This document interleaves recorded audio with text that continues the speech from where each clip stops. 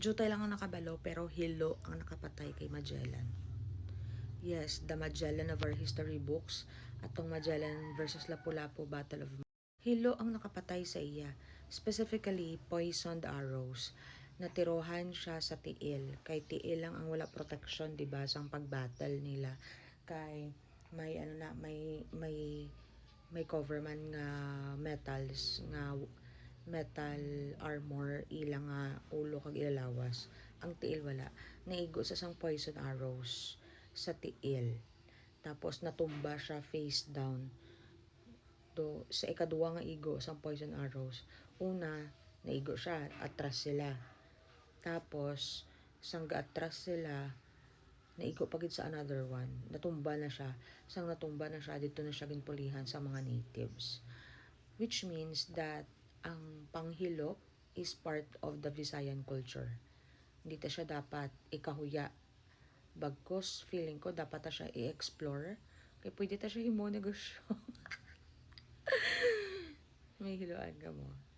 I just think feeling ko, gusto ko may interview kag i-share na balang knowledge because grabe gid kalithal aton hilo abilities.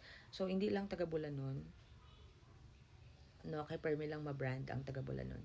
Hindi lang taga Bulanon ang kabalo mang hilo or kung sino mang bilog nga Visayas has a knowledge of panghilo. Specifically, sang chimpo pa na sang aton mga lolo kag lola before nagabot ang mga Espanyol. Poisoned arrows ang nakapatay kay Magellan. That knowledge won our battle versus the Spaniards sang nagabot sa Magellan. So, hindi siya dapat ikahuya. Ato knowledge siya pagpanghilaw. Labay lang manakon. Ga-enjoy ka mo sa akong mga videos, guys. If yes, you're enjoying and you're feeling generous, I would appreciate you donating any amount on my e-wallet. This one, scan nyo lang.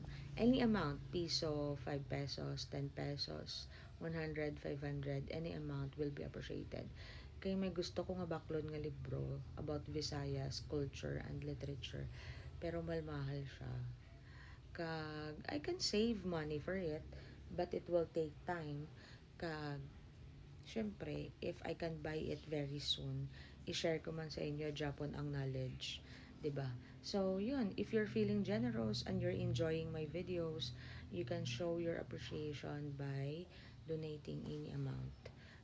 Of course, sa inyo man na sa ato man sa makadto because yeah, the more books I read, I have, the more stories I share. So, wala pilitay wala pilitay. Pero ma-appreciate ko gid. Scan nyo lang niya akong QR code. Thanks, guys!